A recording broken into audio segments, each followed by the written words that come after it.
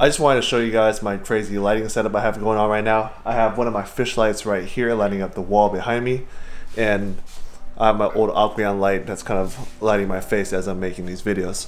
It's kind of random, but I just wanted to show you guys what was going on.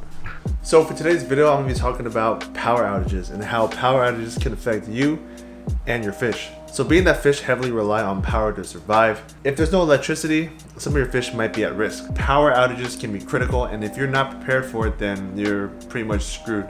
You're pretty much left with watching your fish suffocate or die from the temperature swings and whatnot. You can't necessarily prepare for a power outage unless you're notified beforehand, but half the time these things happen in the middle of the night, or it can just happen out of nowhere. I have 5 tips for you guys today that can potentially save your fish's life in the case of a power outage. First tip is to get a generator specifically for your aquarium, because for generators you can plug in things like heaters, filters, and air pumps, which are the essential things that a fish needs to survive.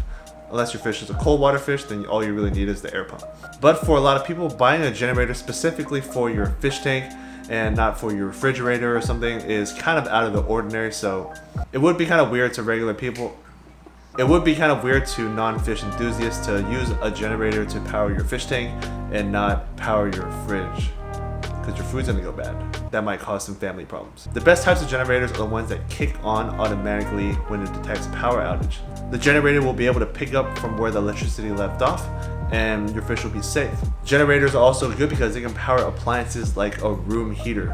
So if you have a power outage in your fish room or your fish garage like this, you can use the generator to power things like a space heater to heat your garage instead of heating each and every individual tank. And it's always easier to regulate the room that all your aquariums are in, besides regulating each and every single one of your aquariums with one heater. Along with that, a generator can power a really strong air pump that you can distribute the air with a gang valve. With a gang valve, you can use multiple air lines and plug them into each and every single one of your aquariums instead of powering one individual air pump per aquarium. The second tip I have for you is to get battery-powered air pumps. I've talked about this before in the past, and this literally saved a lot of my fish. Depending on how much it costs, you can probably save a lot by buying the ones that people use for fishing. You know, the ones that clip on a 5-gallon buckets that people use to keep live bait alive. And it looks a little bit like this. I think this is the one that people use for fishing. I only got it for $5 on Amazon. Or you can get Aquarium branded products like this.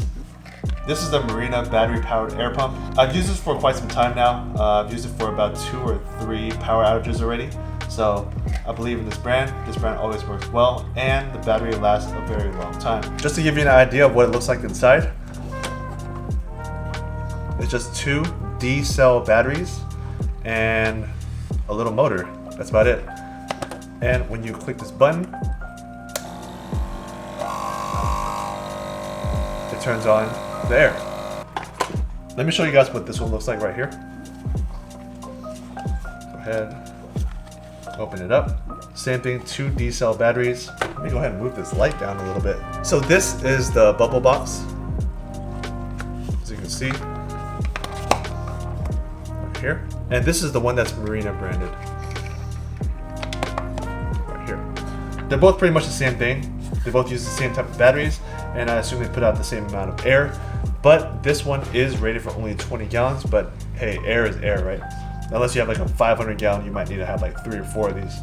But for aquariums that are smaller than 100 gallons or so, I would think one of these would be perfectly fine. My third tip when it comes to dealing with power outages has nothing to do with anything aquarium related. It's actually this.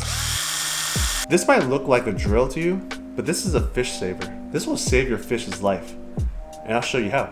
The main goal is to get surface agitation, but how can a drill gun help you in this scenario? For the people that are watching this video right now that are sitting through a power outage that's searching YouTube for different types of solutions, you probably don't have a battery powered air pump, but in your garage you might have something like this, which is a battery powered drill. Make sure that it's clean before you utilize this for your fish. So the goal with this drill is to have this set on automatic mode, place this on top of your aquarium with no lids on, and secure something to the tip of this drill, like a zip tie or something. You want to put this on top of your aquarium, secure it somehow, because if this goes into your aquarium, it's pretty bad. So try and get some like zip ties or some way to mount it, and just let it spin. And as it's spinning, it's gonna agitate the surface of your aquarium. You can find different things to attach on the tip of this drill, maybe like an old spoon, and then just bend it accordingly so it's kind of flat. Therefore, it kind of pedals water and whatnot. That will aerate your water very well. I mean, it's not aquarium related, but it can definitely help your fish during a power outage. And I definitely can't take credit for this because I found this idea on Monster Fish Keepers as I was going through a power outage a long time ago. I was trying to find different ways to deal with a power outage, and I came across this dude that had a DeWalt drill. He put it on top of his aquarium, just let it spin. And because these drills usually come with huge batteries, compared to the D-cell batteries that's in your battery-powered air pumps, these guys right here, this will last you for quite some time, so take that into consideration. So my fourth tip for you guys is something that I haven't tried yet, but I suspect it will work. If you have the resources to suspend anything on top of your aquarium or higher than your aquarium, then this idea will work for you. So in the case of my goldfish tank, it's fairly low, so I'm able to try out this technique.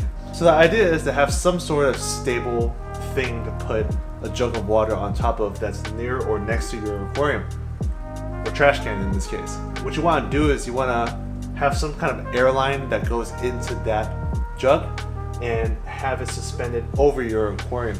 With that airline, you're going to want to start a siphon and have that water drain down into your tank. But you got to make sure that your water level on your aquarium or container or whatever isn't too high because it'll overflow. And the idea is that the water that's being siphoned from one container to the next will cause splashing and surface agitation for your container or tank that has the fish inside. Just make sure that the water that you're dripping into your system is either the same water that's from that tank or water that's been already conditioned. The final tip that I have for you guys when it comes to dealing with a power outage is heating your aquarium or cooling your aquarium with bottles of water, something like this. So what you're going to want to do is put the frozen water bottle into your aquarium, but always keep an eye out on your temperature because you don't want the tank temperature to drop super fast. Now, if you only have access to ice, then you're going to want to get huge Ziploc bags, fill it up with ice, and throw it in accordingly. But again, you're going to want to monitor your tank and make sure that the temperature doesn't drop too fast. Now, let's say, for example, you live in an area that gets really cold. Like for me, for example, if you have access to hot water during a power outage, you're going to want to get a water bottle, fill it up with hot or warm water, and throw it into your tank. Again, you're going to want to monitor your temperature to make sure that the swings aren't as crazy. But if you don't have access to hot water during a power outage, you're gonna have to find different ways to heat up some water to put into a water bottle. I've learned this technique from the king of DIY, and if you have access to like a little barbecue grill or whatnot, you can use that to heat up some water to pour into the bottle to put it into your tank. So we covered a handful of techniques on how you can aerate and regulate the temperature in your aquarium during a power outage. I hope you guys benefit from these techniques and keep your fish safe during emergencies. So I'd like to thank you guys for watching. Stay tuned for the next one, and peace, guys.